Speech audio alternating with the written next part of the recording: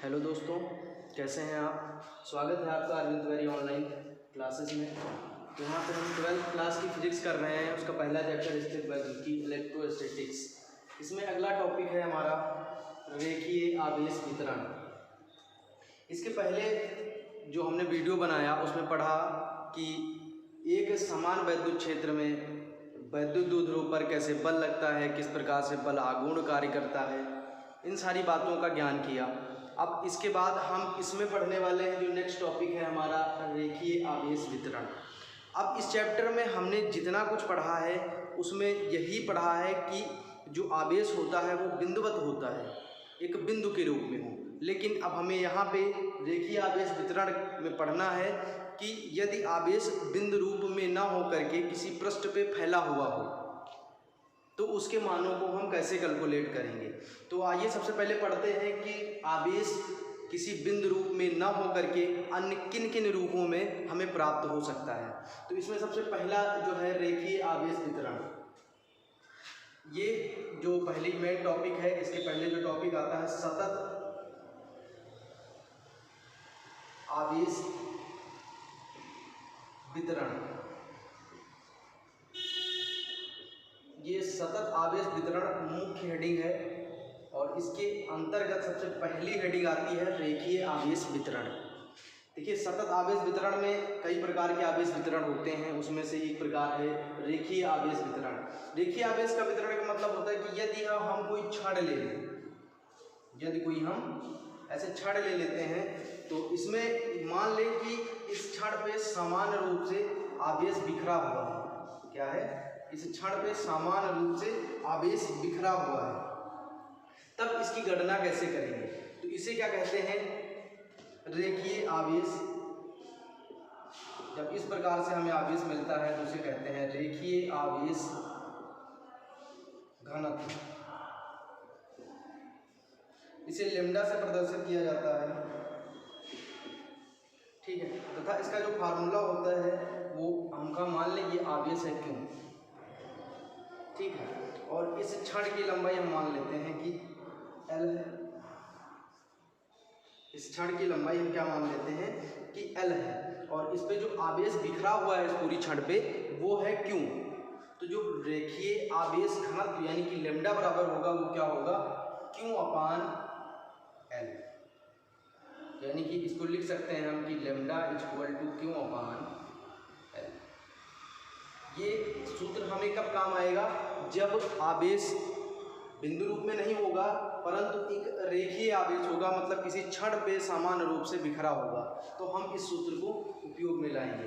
साथ साथ में यदि इसका चाहें तो हम सूत्र यानी कि मात्रक भी ज्ञात कर सकते हैं। आपको पता है कि क्यों क्या है? आवेश है और इसका मात्रक क्या होता है? कूलाम। इसका मात्रक क्या होता है? कूलाम, ठीक। L लंबाई है, ठीक। तो इसका लंबाई का मात्रक क्या होता है? मीटर। तो जो हमारा लैम्डा का मात्रक निकल के आया है वो क्या आया है? कूलाम अपान मीटर, ठीक। यानी कि रेखीय आवेश घनत्व लैम्डा का मात्रक कूलाम मीटर है और इसका formula lambda equal to Q upon L, ठीक। अब इसी के आगे बढ़ते हैं हम। तो जो दूसरा हमारे पास आवेश होगा वो होगा क्षेत्रीय आवेश वितरण। अगला जो होगा वो होगा क्षेत्रीय आवेश वितरण। क्षेत्रीय आवेश वितरण का मतलब ये होगा कि जो हमारे पास पृष्ठ है वो ऐसा कुछ होना चाहिए, यानी कि हमारे पास कोई चौकोर पृष्ठ हो, ठीक है, और इसके पृष्ठ पर आवेश समान रूप से बिखरा हो, ठीक। ऐसा पृष्ठ जिसपे समान रूप से आवेश बिखरा हुआ हो, तो इस पृष्ठ पे हम कैसे निकालेंगे कि कितना आवेश है, ठीक। हम मान लेते हैं कि इस पे जो आवेश है वो क्यों है, ठीक। तो यहाँ पे छड़ थी तो इस वजह से इसकी लंबाई ले ली कि L है। लेकिन अब इस जैसे कि इस तरह की कोई आकृति होती है तो उसकी लंबाई, एक तरफ की लंबाई यदि हम ले भी लें तो उससे काम नहीं चलता है। तो हम क्या करते हैं कि उस पूरे क्षेत्रफल निकालते हैं, उस पूरे जो पृष्ठ है उसका क्षेत्रफल निकालते हैं। तो हमने कहा कि इसका जो क्षेत्रफल है वो है A, ठीक। तो अब हमें निकालना है कि इसका आवेश वितरण कैसा होगा। तो इसके लिए क्या लिखेंगे? क्षेत्रीय आवेश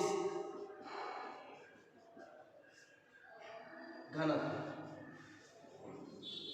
ठीक है, क्षेत्रीय आवेश घनत्व, इसे प्रदर्शित करते हैं सिग्मा से, इसे प्रदर्शित करते हैं सिग्मा से, ठीक है। तो आप सिग्मा इक्वल टू निकालेंगे, ठीक, तो आवेश कितना है क्यू और क्षेत्रफल कितना है ए, तो ये इसका फार्मूला निकलता है, ठीक, क्यू अपान ए।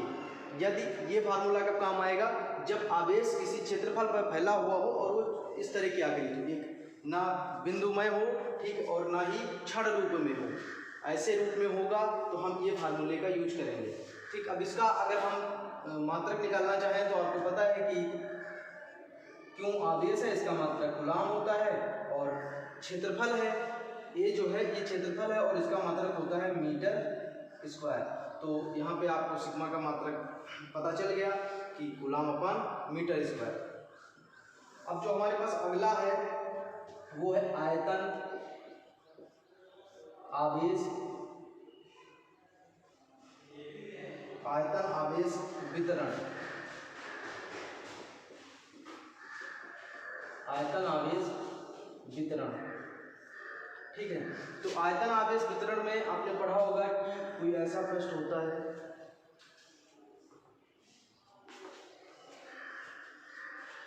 ठीक है, हमने कहा कोई ऐसा पृष्ठ है जो चारों तरफ से फैला हुआ है, ठीक है। अब इस देखिए इसका हमने कहा इस पे के सतह पर आवेश बिखरा हुआ है, इस पर भी आवेश बिखरा हुआ है, और जो ये आवेश बिखरा हुआ है इसकी मात्रा क्यों है, ठीक। अब इसका क्षेत्रफल नहीं निकाल सकते हैं, इस तरह की आकृति जो होती है उस पर क्षेत्रफल नहीं, उसका आयतन ज्ञात करते हैं। तो हमने कहा कि इसका जो आयतन है, आयतन जो है इसका वो है V, ठीक है। अब यहां पे निकालेंगे आयतन आवेश घनत्व, ठीक, इसे V से प्रदर्शित करेंगे, इसके लिए भी हो जाएगा क्यू अपान V। यदि इसका मात्रक निकालना चाहें तो ऊपर तो गुलाम ही रहेगा क्योंकि आवेश है, नीचे हो जाएगा मीटर क्यूब, क्योंकि जो आयतन का होता है मात्रक वो मीटर क्यूब होता है, ठीक। तो हम सतत आवेश वितरण की प्रक्रिया में इन तीन बातों का ध्यान रखेंगे, ये तीन चीज़ें अलग होंगी तो हम ऐसे ऐसे तरीके से ये हल करेंगे और निकालेंगे, ठीक। तो अगले दूसरे टॉपिक में बढ़ते हैं, ठीक। तो अब इसमें जो अगला टॉपिक है हमारा, हम इसमें पढ़ेंगे गॉस की प्रमेय, ठीक। तो गॉस की प्रमेय जो होती है, जैसे अभी हमने आपको बताया कि जो आवेश सतत आवेश वितरण होता है वो तीन प्रकार का होता है, रेखीय, क्षेत्रीय तथा आयतन। तो तीनों आवेश के लिए अब यहाँ पे हम क्या करेंगे कि जो गॉस की प्रमेय है वो जब आवेश एक बिंदु रूप में ना हो करके किसी पृष्ठ पे फैला होगा तो वहाँ पे हम गॉस की प्रमेय लगा करके उससे उसका मान ज्ञात करेंगे, ठीक। लेकिन उससे पहले हम कुछ मूल बातों की बात कर लेते हैं जो हमें उसमें यूज आने वाले हैं, जिन सारी बातों पर हमें बात करनी है आगे चल के, तो कुछ मूल बिंदुओं पर बात कर लेते हैं। तो इसी में आप लोगों ने फर्स्ट ईयर क्लास में सुना होगा या पढ़ा होगा, कोण के बारे में जरूर सुना होगा, ठीक है। तो जो कोण होता है उसके बारे में क्या कहा जाता है कि यदि ये कोई गोला है, ठीक है, मान लेते हैं इसका ये केंद्र है, ठीक, ये O है, इसकी त्रिज्या है R, ठीक। अब इस पे एक कोई चाप लगा दिया हमने कहा यहाँ पर, ये A है और ये B, ठीक है। तो इस पे जब चाप लगा दिया तो कोण का फार्मूला क्या होता है, चाप अपान त्रिज्या,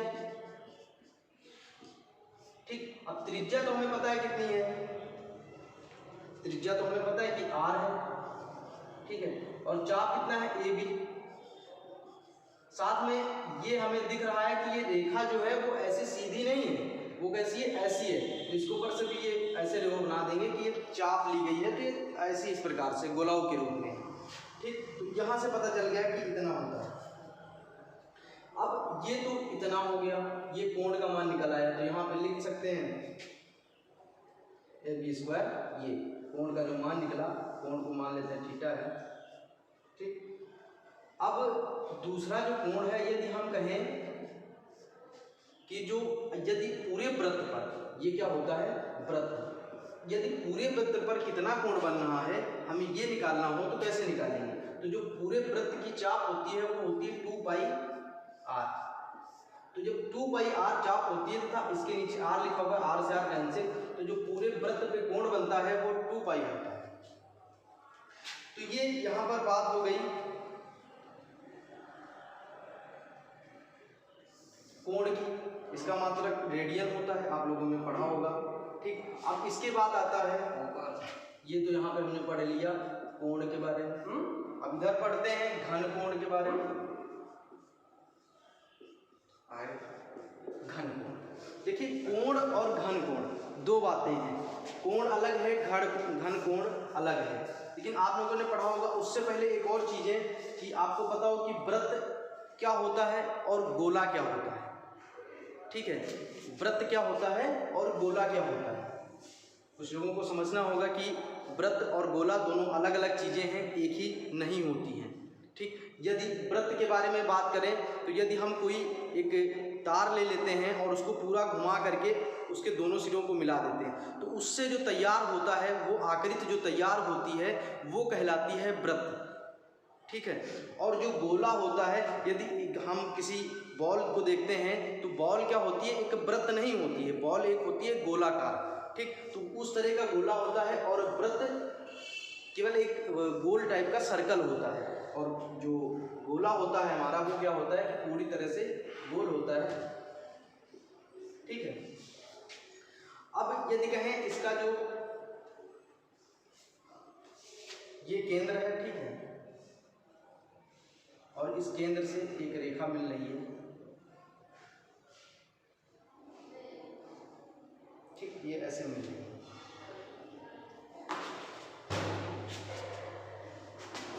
ठीक, ये ऐसा उसका कोई पृष्ठ है, ऊपरी भाग, और ये इस पर कोण आंतरिक हो रहा है। हमने कहा जो ये इसका क्षेत्रफल है वो डेल्टा एस है। हम यहाँ पे क्षेत्रफल को डेल्टा एस से प्रदर्शित कर रहे हैं।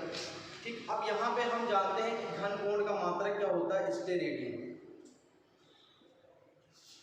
स्टेरेडियन घन कोण का मात्रक होता है वो क्या होता है, स्टेरेडियन। अब घन कोण निकालना चाहें तो क्या हो जाएगा, घन कोण निकालना चाहें तो पृष्ठ का क्षेत्रफल, हमने ये पृष्ठ लिया है तो इसका क्षेत्रफल, यानी कि पृष्ठ का क्षेत्रफल, पृष्ठ का क्षेत्रफल बटे त्रिज्या का स्क्वायर, त्रिज्या का स्क्वायर। अब देखिए क्षेत्रफल हमने लिया है यहाँ पे कितना, डेल्टा एस। ठीक, इसकी त्रिज्या मान लेते हैं r है, तो इसका जो फार्मूला निकालेंगे तो क्षेत्रफल कितना है, डेल्टा एस, त्रिज्या कितनी है r, तो r का हो जाएगा स्क्वायर। ठीक, घन कोण को ओमेगा से प्रदर्शित करते हैं। अब चूंकि ये सूक्ष्म भाग का है, देखिए यहाँ पे डेल्टा एस है, डेल्टा एस या डी एस भी लिखा जाता है, छोटी चीज़ों को डेल्टा एस या डी एस लिख दिया जाता है। तो सूक्ष्म का ले रहे हैं तो यहाँ पे भी हम डी डब्ल्यू लिख देंगे या फिर डेल्टा ओमेगा लिख देंगे। ठीक, तो ये सारी चीज़ें हो गई। अब यहाँ पे हम एक कंडीशन और लेना चाहते हैं,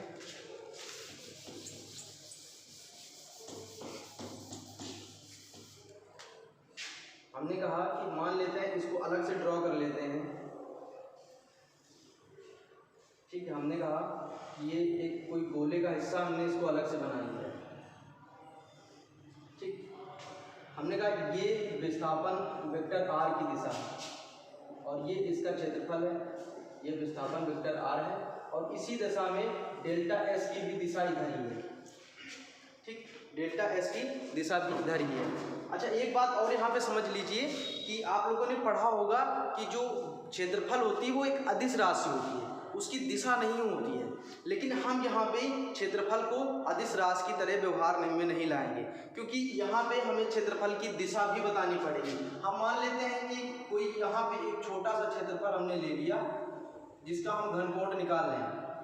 ठीक, अब इस क्षेत्रफल का निकाल रहे हैं तो हमें ये कहाँ पे स्थित है एकदम ठीक ठीक बताना पड़ेगा कि किस जगह पे स्थित है और परिधि से कितनी दूरी पर है या केंद्र से कितनी दूरी पर है। तो ये सारी चीज़ें ठीक ठीक बतानी पड़ेगी। तो इसके साथ में यहाँ पे दिशा भी लेनी पड़ेगी। तो यहाँ पे क्षेत्रफल एक सदिश राशि है, अदिश नहीं है। जो आप लोगों ने फर्स्ट ईयर में पढ़ा होगा क्षेत्रफल एक अदिश राशि होती है, लेकिन यहाँ पे क्षेत्रफल एक सदिश राशि है। तो जो वेक्टर विस्थापन ये हमारा अब यहाँ पे आ गया, जो हमारा क्षेत्रफल है उसकी दिशा भी वेक्टर आर की तरह है। तब तो हमारा फार्मूला हो जाएगा ये वाला, तब तो फार्मूला हमारा हो जाएगा ये delta S upon R square, ठीक। लेकिन अगर ये इसकी दिशा में ना हो, विस्थापन वेक्टर आर की दिशा में यदि पृष्ठ का क्षेत्रफल ना हो, वो हम कहते हैं कि यार ऐसा हो, तब आप समझिए कि यदि इस तरह से ना हो और ये ऐसा हो और इससे इसका क्षेत्रफल इधर किस दिशा में, उसकी जो दिशा होगी वो इधर हो, ठीक। तब क्या करेंगे, आपको याद होगा सदिश का भी घटक लेते थे हम, ठीक। तो दो घटक लेते थे, इधर वाले घटक को क्या कहते थे कॉस थीटा, इधर वाले घटक को क्या कहते थे साइन थीटा, ठीक। लेकिन हमको इधर वाले घटक से मतलब नहीं है, ठीक है। इधर वाले घटक से मतलब क्यों नहीं है, क्योंकि हमें तो चाहिए ये, क्योंकि ये विस्थापन वेक्टर आर के साथ कितना कोण बना रहा है ये बताना पड़ेगा, इधर से मतलब हमें नहीं होगा। तो हम क्या करेंगे, इसको ले लेंगे। यदि कोण 90 डिग्री नहीं है, उसी दिशा में नहीं है, विस्थापन वेक्टर की दिशा तथा क्षेत्रफल की दिशा एक ही नहीं है, तो हम ये कंडीशन ले रहे हैं। तो क्या हो जाएगा डी डब्ल्यू इक्वल टू, देखिए डेल्टा एस, ठीक है, और हो जाएगा cos theta upon R square. क्या हो जाएगा cos theta upon R square. अब देखिए यहाँ पे ये फार्मूला निकल आया। अब ये कहें जैसे कि हमने कोण में वृत्त पे पूर्ण आंतरिक कोण के बारे में निकाला था, यदि यहाँ पे चाहें तो पूर्ण आंतरिक कोण के बारे में भी निकाल सकते हैं। कहने का मतलब ये है कि यदि हम निकालना चाहें कि जो डब्ल्यू का पूरा मान होगा, पूरे गोले के लिए कितना मान होगा, तो क्या लिखेंगे, ये तो एक सूक्ष्म है, ये तो इतने से का क्षेत्रफल था, लेकिन अगर पूरे गोले का क्षेत्रफल लें तब कितना होगा, तो जो क्षेत्रफल होगा वो 4 पाई आर स्क्वायर के बराबर होगा, और नीचे है आर स्क्वायर, तो आर स्क्वायर से आर स्क्वायर कैंसिल, तो 4 पाई हो जाएगा। यानी कि पूरे गोले का जो कोण होगा, घन कोण, वो 4 पाई स्टेरेडियन होगा। यहाँ पे रेडियन नहीं लगाना है, स्टेरेडियन लगाना है, ठीक। अब इसी में जो अगला पॉइंट है हमारा वो है विद्युत फ्लक्स।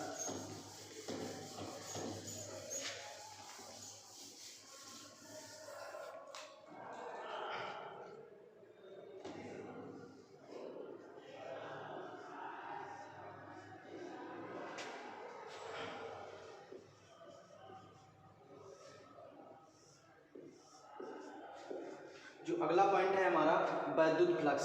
तो वैद्युत फ्लक्स को समझने के लिए हम समझते हैं किसी पृष्ठ के लंबवत गुजरने वाली वैद्युत बल रेखाओं की संख्या को हम वैद्युत फ्लक्स कहते हैं। तो आप इसको अच्छे से समझिएगा कि हम बना लेते हैं कि ये कोई पृष्ठ है, ठीक है, ये कोई एक पृष्ठ है, हमने कहा इससे वैद्युत बल रेखाएं गुजर रही हैं, ठीक है, और वो पृष्ठ के लंबवत गुजर रही हैं। तो इन वैद्युत बल रेखाओं की संख्या को वैद्युत फ्लक्स कहा जाता है। एक बार फिर से रिपीट करते हैं कि किसी पृष्ठ के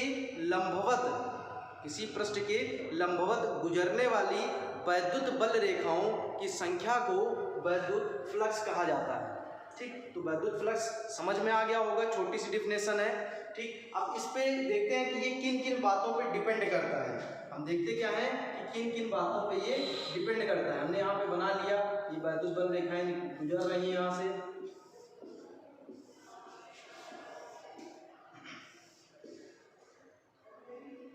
ठीक है। तो हमने क्या किया, यहाँ पे एक बना दिया, ठीक, एक ये है, ठीक, और एक ये है। हमने दो क्षेत्रफल यहाँ पे तैयार कर लिए, ठीक। अब देखिए कि यहाँ पे क्षेत्रफल के स्वरूप से बदल रहा है वैद्युत फ्लक्स। कैसे बदल रहा है, इसका क्षेत्रफल कम है तो इससे गुजरने वाली वैद्युत बल रेखाओं की संख्या कितनी है, 1 2 3 4 है। यानी कि जो वैद्युत फ्लक्स को हम फाई से निरूपित करते हैं, ये अनुक्रमानुपाती होगा किसके, क्षेत्रफल के, और यहाँ पे देखिए इतना क्षेत्रफल है तो इसकी संख्या कितनी है, 1 2 3 4 5 6 7, यानी कि इसका क्षेत्रफल ज़्यादा है तो इससे गुजरने वाली वैद्युत बल रेखाओं की संख्या 7 है और इसका 6 है। तो इससे क्या होगा कि इसका मान ज़्यादा होगा, इस वैद्युत फ्लक्स का मान ज़्यादा होगा और इसका कम होगा। तो यानी कि जैसे जैसे क्षेत्रफल बढ़ेगा तो वैद्युत फ्लक्स का मान भी बढ़ेगा। तो इसका मतलब क्या हुआ कि वैद्युत फ्लक्स अनुक्रमानुपाती होता है पृष्ठ के क्षेत्रफल के। ठीक, अब पृष्ठ का क्षेत्रफल आप समझ रहे हैं कि किसी भी पृष्ठ का क्षेत्रफल किसे कहते हैं। जैसे ये व्हाइट बोर्ड है और इसका जो ऊपर का तल है, ठीक है, ये इसका क्षेत्रफल कहलाएगा। और ये इससे ऐसे निकलने वाली वैद्युत बल रेखाएं ऐसे निकल रही हैं। ठीक, तो आप समझिए कि यहाँ पे वैद्युत फ्लक्स का निर्माण हो रहा है। समझ रहे हैं ना कि अगर इस पृष्ठ के ऐसे निकल रही, लंबवत का मतलब सीधी पृष्ठ से 90 डिग्री का कोण बनाते हुए, तो आप समझिए कि यहाँ से वैद्युत फ्लक्स बनना है। तो सबसे पहली चीज हमें पता चल गई कि वैद्युत फ्लक्स जो डिपेंड करता है वो क्षेत्रफल पर डिपेंड करता है। अब एक अगला पॉइंट ले लेते हैं। हमने कहा एक और क्षेत्रफल हमने ले लिया, वो भी ऐसे ही है। ठीक, लेकिन उससे गुजरने वाली वैद्युत बल रेखाएं गुजर रही हैं। ये वैद्युत बल रेखाएं, ये सारी वैद्युत बल रेखाएं हैं, बहुत सारी वैद्युत बल रेखाएं गुजर रही हैं, इतनी सारी वैद्युत बल रेखाएं गुजर रही हैं। ठीक, तो अब देखिए जब वैद्युत बल रेखाओं की संख्या ज़्यादा है तब भी वैद्युत फ्लक्स का मान ज़्यादा होगा। तो यानी कि वैद्युत बल रेखाओं की संख्या बढ़ने के साथ साथ वैद्युत फ्लक्स का मान भी बढ़ता है। तो इससे क्या समझ में आया कि क्षेत्रफल के अनुक्रमानुपाती होता है वैद्युत फ्लक्स तथा वैद्युत बल रेखाओं के भी अनुक्रमानुपाती होता है। तो फाई अनुक्रमानुपाती और साथ में आ जाएगा अपना ई। तो फाई का अब यहाँ से अगर हम मान निकाल लें तो क्या निकला, हमने यहाँ पे नियतांक ले लिया था जिसका मान 1 है। ठीक, तो phi equal to E S निकल आया। अब यहाँ पे हम एक और कंडीशन लेते हैं। ठीक है, एक और कंडीशन लेते हैं। यहाँ पे हमने कहा कि जो पृष्ठ हमने कहा मान लिया ऐसा है, जो पृष्ठ है हमारा वो मान लिया ऐसा है, इसकी दिशा इधर की ओर है, इसका जो क्षेत्रफल की दिशा है वो इधर की ओर है, और जो वैद्युत बल रेखाएं हैं वो कैसे जा रही हैं, ऐसे ऐसे जा रही हैं। ठीक, ऐसे ऐसे जा रही हैं। ठीक, तो अब यहाँ पे देखिए हम कोई भी लेते थे तो क्या करते थे, उसके 2 घटक कर लेते थे, एक इधर वाला और एक इधर वाला। इसको क्या नाम देते थे, कॉस थीटा, और इसको क्या नाम देते थे, साइन थीटा, क्योंकि 36 घटक होता है और ये वाला ऊर्ध्वाधर घटक होता है। ठीक, तो हमें तो जरूरत है ये, क्योंकि जिसका जो कोण बनेगा वो किसके साथ बनेगा, विस्थापन के साथ, मतलब क्षेत्रफल के साथ कोण बनना है इसका। तो यहाँ पे देखिए ये कोण ले लेंगे, क्योंकि इसके साथ साथ में अब हमको दिशा भी बतानी पड़ेगी, क्योंकि दिशा इसलिए बतानी पड़ेगी क्योंकि ये अब सीधे उसी दिशा में नहीं जा रहे हैं। देखिए जैसे क्षेत्रफल होता था उसी दिशा में वैद्युत बल रेखाएं गुजर गई, तब तो ठीक है, हमारा ये फार्मूला काम करेगा। लेकिन यदि इस क्षेत्रफल से थीटा डिग्री का कोण बनाते हुए वैद्युत बल रेखाएं जा रही हैं तब ये फार्मूला अपना काम नहीं करेगा। तो उसके लिए क्या एक और नया फार्मूला बनेगा, वो बनेगा phi equal to E S cos theta. ठीक, ये फार्मूला काम करेगा जब क्षेत्रफल के साथ वैद्युत बल रेखाएं थीटा डिग्री का कोण बना रही हैं। ठीक, तब ये वाला फार्मूला काम करेगा। यदि हम फाई का मात्रक निकालना चाहें यहाँ से तो वो भी निकाल सकते हैं। देखिए जो हमारे पास है